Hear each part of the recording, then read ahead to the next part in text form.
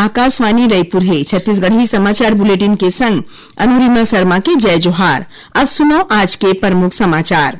राष्ट्रपति द्रौपदी मुर्मू 5 सितंबर के नई दिल्ली के विज्ञान भवन में 48 जिन शिक्षक मन ला देही राष्ट्रीय शिक्षक पुरस्कार। एमा छत्तीसगढ़ के सारंगढ़ बिलाईगढ़ जिला के शिक्षिका सुनीता यादव के नाम घलो शामिल। इंदिरा गांधी कृषि विश्वविद्यालय बीएससी कृषि के फर्स्ट ईयर के बीते 7 अगस्त के होए प्लांट पैथोलॉजी वाले परीक्षा ला घलो करीस कैंसिल।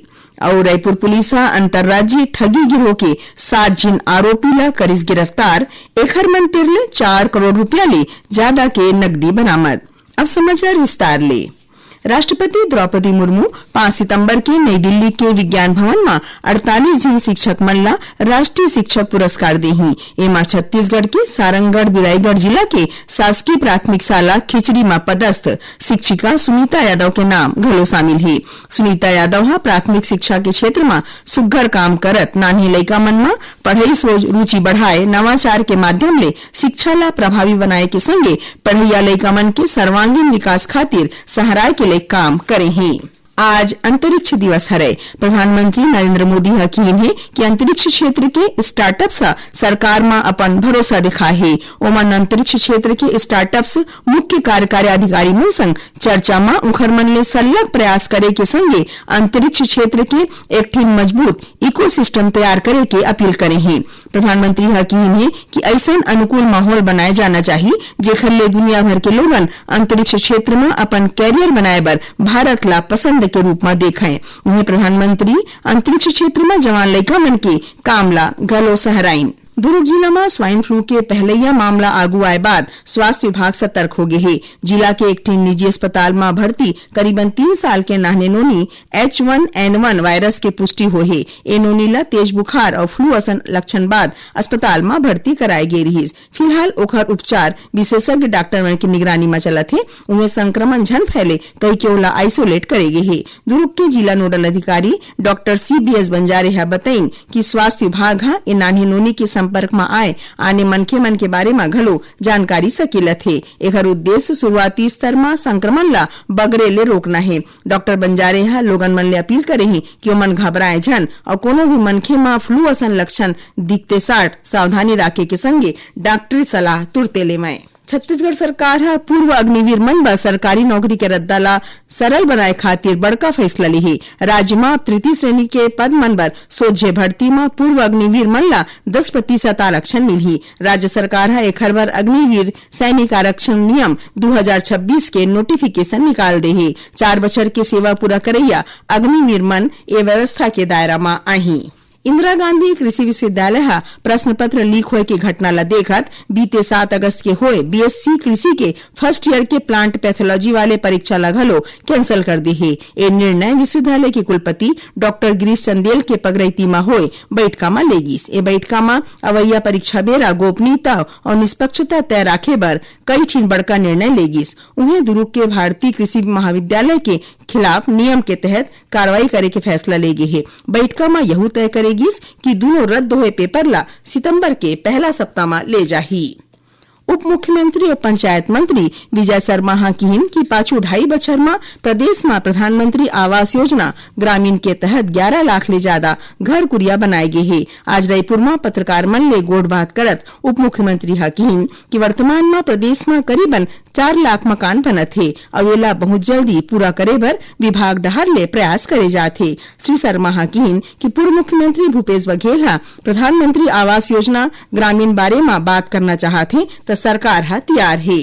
मुख्यमंत्री विष्णुदेव साय आज रायपुर के गुढ़ियारी में राखे गए कांवर यात्रा में शामिल हुई। ओमन भगवान शिव के रुद्राभिषेक करके कांवर यात्रा में शामिल शिव भक्त मन ला पवित्र सावन महीना बर शुभकामना दिन है। ओमन कहन कि सावन महीना भगवान शिव की आराधना और भक्ति भाव के विशेष मौका रही थे। ये आयोजन धार्मिक यात्रा बर नोए भलुक हमार संस्कृति परंपरा और सामाजिक एकता के तिहार घलो है।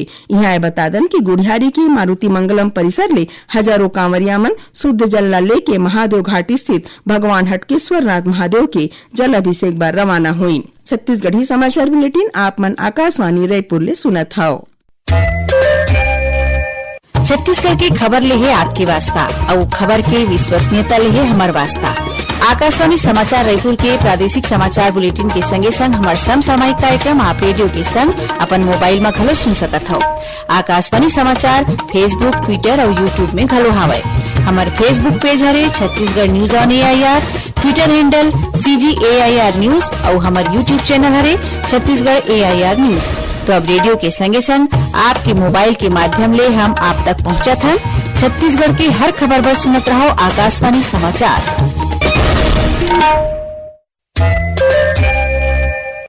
अब आगू बढ़बो बाँचे समाचार डहार। राज्य पुलिस वास यानी करिया नोट ला असली पैसा में बदले के झांसा दे के ठगैया अंतर्राज्यीय गिरोह के पर्दाफाश करे है। पुलिस पुणे ले 7 जिन आरोपी ला गिरफ्तार करे है। आरोपी मंतिर ले 4 करोड़ रुपया ले ज्यादा के नकदी, 17 ठिन मोबाइल फोन और ठगई मामला में इस्तेमाल होवैया जिनिस जब्त करे गे है। पुलिस के मुताबिक ये गिरोह बछर 2005 ले सक्रिय रहिस और देश भर में 100 ले ज्यादा मनखे मंतिर ले अरबों रुपया के ठगी करे है। ये मामला में अब तक 9 जिन आरोपी ला गिरफ्तार करेगे है। छत्तीसगढ़ पुलिस डहार ले 15 अगस्त ले शुरू करेंगे साइबर जागृति अभियान के दूसर हफ्ता आज ले शुरू हो गए है। ए दौरान बैंक, ATM परिसर, वित्तीय संस्थान और अन्य जगह मन में लोगन मन ला UPI फ्रॉड, फर्जी कॉल या मैसेज ले ठगई, QR कोड और OTP ले जुड़े ठगई बारे में जागरूक करे जाथे। संगे साइबर धोखाधड़ी होए की स्थिति में 1930 में शिकायत दर्ज करे बारे में घलो जानकारी दे जाही। रायपुर के नकटी गांव स्थित ब्लू वाटर खदान में बुढ़े आदिल खान के लाश पानी ऊपर उफलाए ले मिली से 3 दिन तक SDRF और NDRF के टीम वाले मन गहिर पानी भीतरी सलग सर्च ऑपरेशन चलात रहीन, तब होले कामयाबी नहीं मिली रहीस। फिर शनिचर देर रतिहा लाश खुदे पानी ऊपर उफला गिस। घटना के बाद ले परिवार वाले मन लगातार मौका में मौजूद रहीन। यहाँ बता दन की प्रशासन इंडियन नेवी ले घलो मदद मांगे रहीस, जेखर बाद इंडियन नेवी की विशेष टीम आज रायपुर पहुंचैया रहीस। उन्हें बिलासपुर जिला के तखतपुर में काली स्कूल छुट्टी बाद घर लौटत 3 जिन नान्हे लइका मन घोंगा नदी ला नहाकत बेरा हुरहा पानी के तेज बहाव में बुहा गिन। हादसा बाद पुलिस और गंवई के मनखे मन ए नदी में घंटों सर्च ऑपरेशन चलेन, जेखर बाद 1 जिन नान्हे लइका के लाश मिली से उन्हें 2 जिन ला खोजे के काम चलत है।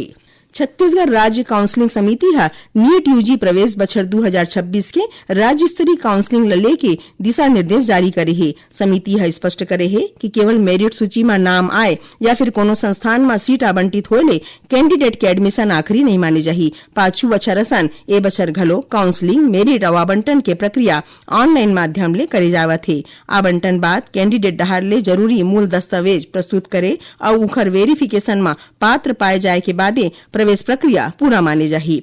चिकित्सा शिक्षा मंत्री श्याम बिहारी जायसवाल कहने कि छत्तीसगढ़ के स्थानीय पढ़ैया लइका मन के हित के संग कोनो भी तरह के अनदेखी बर्दाश्त नहीं करे जाही। ओमन किहिन के डोमिसाइल ला लेके अगर कोनो शिकायत सामने आही तो ओखर गंभीरता ले जांच कराए जाही। अब थोरकुन समाचार सारमा।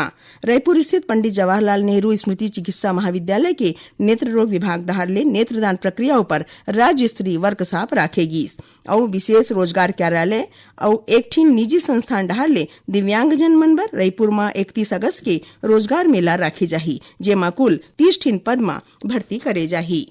आखिर में प्रमुख समाचार एक घाव फेर। राष्ट्रपति द्रौपदी मुर्मू 5 सितंबर के नई दिल्ली के विज्ञान भवन में 48 जन शिक्षक मन ला देही राष्ट्रीय शिक्षक पुरस्कार। एमा छत्तीसगढ़ के सारंगढ़ बिलाईगढ़ जिला के शिक्षिका सुनीता यादव के नाम घलो शामिल। इंदिरा गांधी कृषि विश्वविद्यालय BSc कृषि के फर्स्ट ईयर के बीते 7 अगस्त के होए प्लांट पैथोलॉजी वाले परीक्षा ला घलो करिस कैंसिल। और रायपुर पुलिस अंतर्राज्यीय ठगी गिरोह के 7 जिन आरोपी ला करिस गिरफ्तार। एखर मंतिर ले 4 करोड़ रुपया ले ज्यादा के नकदी बरामद। एकरे संग छत्तीसगढ़ी समाचार बुलेटिन इहे सिरावत है। जय जोहार।